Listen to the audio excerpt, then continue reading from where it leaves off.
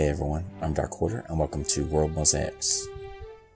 Continuing the casual games week here, I thought I would play World Mosaics, and honestly I already made this video except that I forgot to actually push record.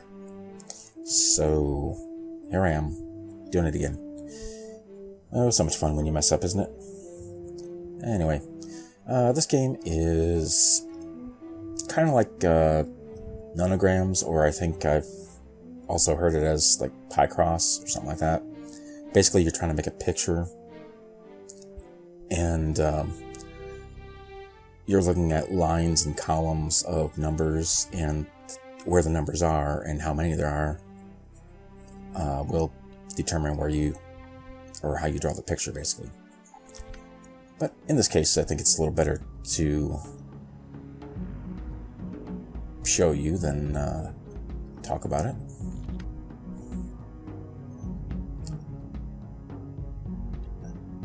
See, the game will tell you about it. Let me teach you about puzzle mosaics. Use the numbers as your guide. Horizontal numbers show how many horizontal tiles need to be revealed. The 5 means that you must reveal 5 consecutive tiles. Because this mosaic is a 5x5 grid, you can reveal the entire row. Just like this. Granted, it's usually easiest to start with the largest numbers first. Let's do the same thing over here. Just like that. Good job. Look at the crossed out numbers. Crossed out numbers show us the parts of the puzzle we have solved.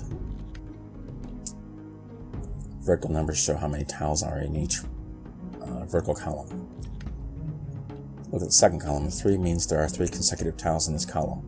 There is already 1 tile followed by a space and 1 more tile. There must be a tile in between them to make 3 consecutive tiles. Go ahead and fill it in, like so. Look at the fourth column. There should be 3 consecutive tiles here as well. This column has the same solution. Left click to reveal the tile. The first column has 2 numbers, 2 and 2. Top to bottom, there should be 2 tiles, a gap of at least 1 tile, then 2 more tiles. There's only 1 valid solution. Left click to reveal the tiles. Right. Good job. See if you can finish this puzzle on your own. I believe I shall. Just like that. It's basically how these puzzles will work. I actually really like doing these kinds of puzzles. And the basic plot of the game, which, I mean, they're not going to show the intro again, because I already went through it, but basically, you are a friend or a student of a professor or doctor guy that's trying to figure out the puzzles of some ruins. And this is his book that he left behind for you to help solve the puzzle that he couldn't.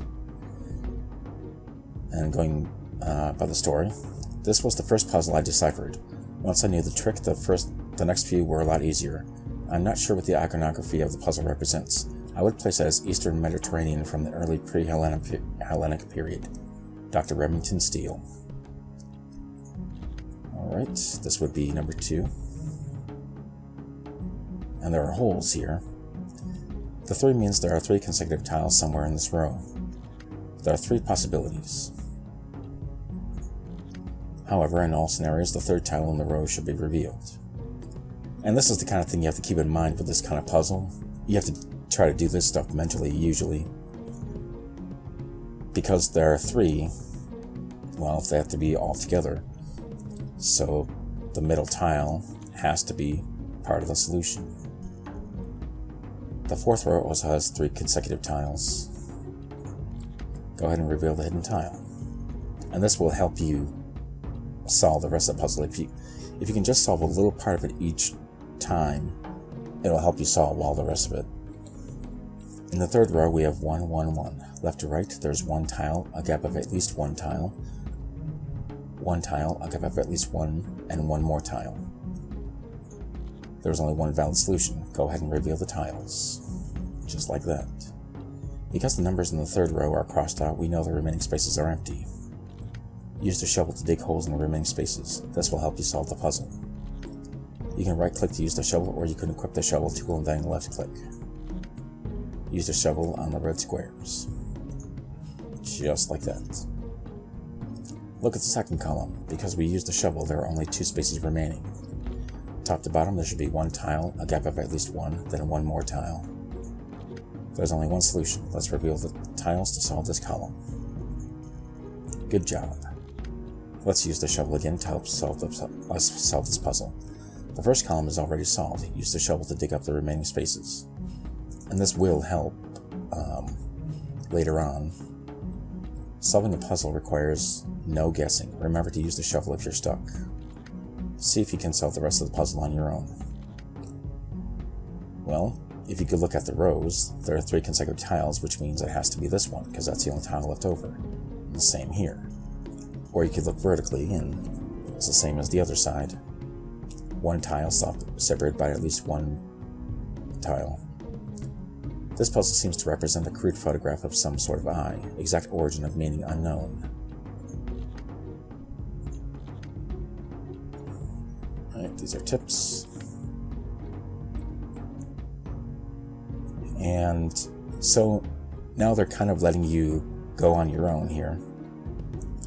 So those holes do help. I mean, sometimes you might think, well, all I really didn't need to worry about are the ones that actually reveal the tiles. And that's true, those are the ones that matter, the revealed tiles. But getting rid of the tiles or putting holes where you know there aren't going to be any revealed tiles, that can help still. Because it'll help you eliminate possibilities for other rows and columns that you haven't figured out yet. Just like that. So if you're having a problem on a more complicated puzzle, making holes will actually help. This one appears to have more Eastern influence than the last 2 and bears a striking similarity to symbols of Eastern Eurasian sun worship. I suspect that if I could only solve the last mosaic, it would reveal more about the mosaic's origin and purpose. Maybe. Right, so in other versions of this kind of puzzle, they would maybe have circles instead of, well, globes or whatever you would call these. You might work with circles or dots and X's to stand for tiles that you're not going to use, or that have holes, or are blank, or whatever. And in this case, as you can see, there is a 1 and a 1. So you know there's going to be a hole before and after it. And there's going to be another one down here somewhere. And since you can see that this one is solved already, this line, you can get rid of those, and this helps you with this line. So you know it can only be in that spot. And here as well, you know that there's a 2, so it has to be 2 consecutive dots, either above or below this, which means this is going to be a hole, which agrees with this as well. And there's a hole here and a 1 here. That's the only solution for this row. And since this column is finished, we have holes there. Now, it would be hard to solve this alone. The 2 and 2 could be above or below each of these spots. But since this row is solved already, I'm going to put holes here, and that means the only solution left is that. It's pretty fun to figure these out. You can see that there is a clear geographical shift in cultural influence as the puzzles progress. This one bears the stylings of Asian calligraphy. I'm certain that the mosaics are Pelasgian origin, but I'm beginning to think they might have traversed a wider area than we originally thought. Next would be this one. And really, this stuff is pretty fun for me. I like trying to figure these out. And you can see that there's 5 all the way across. And you know that this only has 3 consecutive ones, so you can put a hole there. And these only have 2 consecutive ones, so you can get rid of these. And this row is finished. And you know there's a hole after that one. So there's only one more here. But this row is already solved, so you know it has to be here. The puzzles get a lot more complicated than this later on. Or I'm sure they do. I haven't played much after these few puzzles, and this is just tutorial stuff. This mosaic gives the impression of Mesoamerican influence, likely depicting some sort of early structure. As you can see, the mosaics seem inextricably linked to some mechanism within the tablet itself. I'm certain that once they are all solved, this will lead to a wealth of discovery regarding the mysterious sea people. Next is this one. And since it's a 5x5 square, these are all fairly easy, but they're supposed to be because it's just the beginning. So let me just run through these couple. Let's see. This is solved already. And let's see. There has to be one up here, and since there has to be a gap of at least one, you know that there's one down here. Sorry, I meant that there's one down here. And that was a mistake. And there are hints you can have in this game too, that will reveal one square that's correct for you. Now you can't let these psych you out, as it adjusted me a little bit because I wasn't paying that much attention. It was saying there's 1 and 1. So I thought there had to be one up here and one down here, but that was wrong because there was already one revealed down here. It just hadn't checked it off yet, so you have to watch out for that kind of mistake. But since I know that there's 1 and 1 here, there's going to be a hole in between them, so there's going to be one there. And now that's solved. And now the entire thing is solved, even without me putting all the holes in there. This puzzle contains simple geometric patterns common to many tribal cultures. The vertical and horizontal lines seem to draw walls, while the inverted V section suggests a roof of some sort. This is likely an early depiction of an abode. I have noticed that each puzzle gets progressively more difficult as we go on. The next one was especially trying. And you can store up to 4 hints by putting out the correct answers by collecting sand from the puzzle. So this is 10 by 10 now, so it is getting a little more complicated. But still, this is still tutorial area, so there's only one for this row. And now there are 9 squares left for this column, so I can easily solve those 2. And now I can solve this row. And now there are 8 tiles, which means I can easily do this. And I can complete this row again. And now that there are 7 in this row, so there's 5 here, so 7 could be either 2 over here, or 2 over here, or 1 on each side to make it 7. And you don't really know which is which is where the other columns and rows come in handy. And these are pretty easy to solve because you can see there are 9 squares across for each line, which are the only available tiles left. So I can just go all the way across with these. And so now I know that these columns are solved, so I can put holes there, which helps me with these rows that I didn't know about before. So there's the 7, and there you solve the puzzle.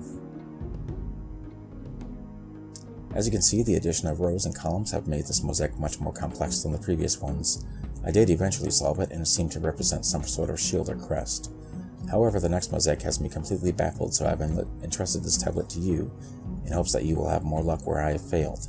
It is my fondest wish that whatever clues it may reveal will lead you to groundbreaking discoveries regarding the elusive Pelasgians. So here's the final puzzle that apparently stumped the doctor, which I don't know why, but I guess I'll have to help solve it for him. So there aren't any really given clues. This is the only column that you can say, well, this is easy because it goes all the way across, all the way up and down. But now you're left to fend for yourself, basically, for the rest of this. But going from the hints that we know from before, we know that this has to be a 1, and there's a hole on each side. And it's easier to start with, as I said, it's easier to start with larger numbers. So this is a 9 going up and down. So if you count them, 1, 2, 3, 4, 5, 6, 7, 8, 9. If it started from this side, this is what I like to do, is go from the edge. Counting up to 9, you know that if it starts here, it would go all the way down here. But if you started from this end, it would go all the way down here, or up here. So since you know both ways of doing it from either end, you know that all of the ones in the middle will be revealed no matter what. It's only a question of, is there one above or one below? Well, we don't know that yet. But this gives us clues for other rows. See, here we know that there is 1 and then a 2 somewhere else here, with a gap of at least 1 square. And the same for many of these other rows. There's 1 and then a gap of more, of at least 1 tile. And here we can see that it starts with an 8 and then there's a 1 somewhere over there. Now you might think that the 1 is here, but that's a little too close, because if you count across, you know that it's connected to the 8. So now there are 8 squares, which means the 8 is solved. And since there's only 1 more square left, that's where you get the last 1. And this kind of thing gets a little bit easier as you get more experience with it. So now that there's only a 2 left in this row, you know that there have to be 2 consecutive squares, which means it's only here or here, which means that all of these other squares have to be holes. And even though you can't solve this row yet, it does help you with other rows, like this. Now that we know there's a hole here, and these have to be 8 consecutive squares, it just counts up to there, and now that row is solved, or that column is solved. And now these are going to be consecutive spots starting from the edge, so it has to go up to there. And now this row is solved. And now that we know that there's a hole here, the 9th square has to be there. And now that we know that these are 8 squares, we go through there, solve that row. Every square that you can successfully solve feeds into every other square that it touches. So even though we don't know exactly which one of these is part of the 2 from this row, we know that this row, or this column, is solved already. So we can make all of these holes. And now that there's only 1 square left over. Now sometimes you can do this mentally. When you're experienced enough in this, you can just do it mentally and just think, well, I know that this square is going to be part of the 2, so I'll just say that these are all holes. But you have to be careful in more complicated puzzles to not trip yourself up, because you could get ahead of yourself a little bit. And I do this myself sometimes, where I think I figured out a line, but I only notice that there's a mistake later on when the rest of the puzzle doesn't make sense, or there's some kind of conflict. So you do have to think about it carefully. You know that there was a 4 there, so now this row is solved. We got about half of it done already. And we know that there are 2 more 1s here somewhere, so we don't have enough information to know where the 2 1s are here. But we know that there is a consecutive 4 blocks here, and that can only be here. And this part was already solved with those 2 1s. So now there's 2 1s here, and then a 3, which has to be here. And then another 3 has to be here. And then a 4, which has to be here. And now that this column is solved, We still have these ones that we're trying to figure out where they are. And I believe that this row is solved already, so we don't have to worry about that. Now there are only 2 more rows to figure out. But we get the clues from the columns. We know that these are already solved, and that these are 5 consecutive spots, just like this. And just by figuring out each row and column and how they interact, you can solve the puzzles that way. Sometimes they're easy, like this one, and sometimes they're more difficult. I finally finished a mosaic that Dr. Remington got stuck on. It looks like some kind of book, likely to signify recorded knowledge. It actually looks strikingly similar to the journal I'm using to track my progress on the Pulaskian mystery. And so that's the last puzzle here that's solved, which actually leads you to the next spot here. So these are going to be the next puzzles that you have to figure out, and starting off it's 10 by 10. So they do get more complicated, but I find these puzzles really a lot of fun. But looks like that's about all the time I have for today. So let me know what you guys think of this game and how this week is going. Let me know if I should continue this later on as a series, or maybe I should move on to something else. So hopefully you guys have learned something, and hopefully you're interested in this and might want to play these kinds of puzzles or games yourself. So with that in mind, thank you guys for watching. Thanks for being cool, and I'll see you next time.